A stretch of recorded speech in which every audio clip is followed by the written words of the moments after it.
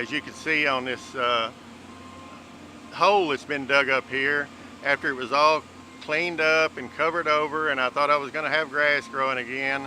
Now this spot will probably never grow grass because they'll never get the topsoil back in place. I mean, they've got everything so mixed up, and so I became disenchanted.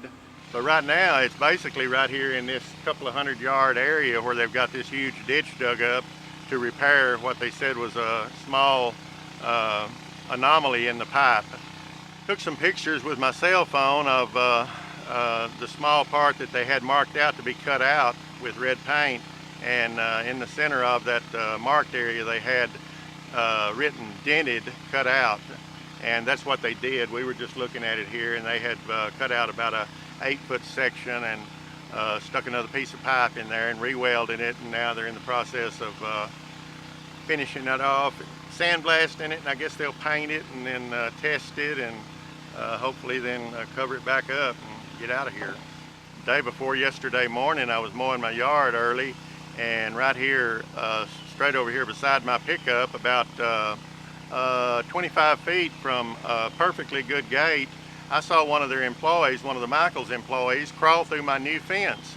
And I don't know whether the other employee that I saw trespassing on my land crawl through the fence, but then I saw the two of them were dragging their drainage hose over to this little creek right here that runs directly into the big creek that goes into Mount Pleasant's water supply.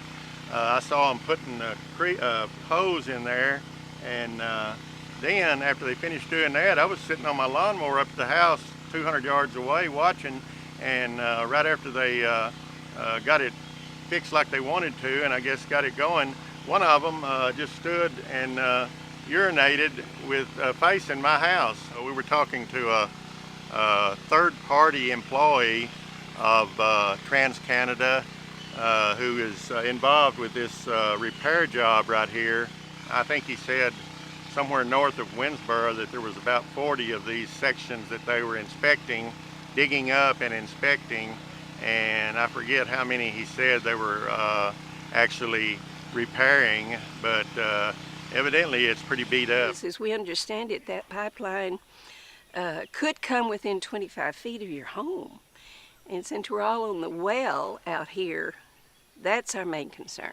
If it leaks, of course, it's going to go down into the water table. Well, and the other thing is it's full of that bitumen, toxic chemicals, but you know, that gives you pause to think about, you know, what if? How damaging could that be? Well, these are the only holes we've seen, only uncovering, and up there. From the road up there, you know, the oil top road, back here to where we can see, it's 4 or 5, yeah.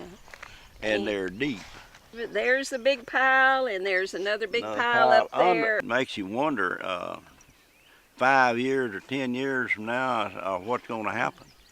I can't understand why they would have to be digging up pipes that have just been in the ground a few months, and they're already having trouble with them.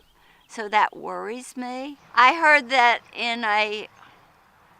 from the Sabine River, north of Sulphur Springs on the Sulphur River, that they had 70 anomalies that they had found, problems. I think on a new pipe that's excessive, have that many problems in such a short time. Why are they digging up pipe that is new, supposed to be a safe pipe, and is this excessive? Is this normal? It bothers me. As poor as they've done on top of the ground, they've had a lot of trouble with erosion, and they've been trying to get that under control, spending a lot of money putting grass on here and hydro mulching and all this kind of stuff. And about 3 weeks ago, when they were hydro mulching, I was told by one of TransCanada's that we were walking and watching them hydromulch, and he said that they were, some places they were going to have to dig up, and he hoped it wasn't on me. And that was the first thing I heard about they were going to have to dig.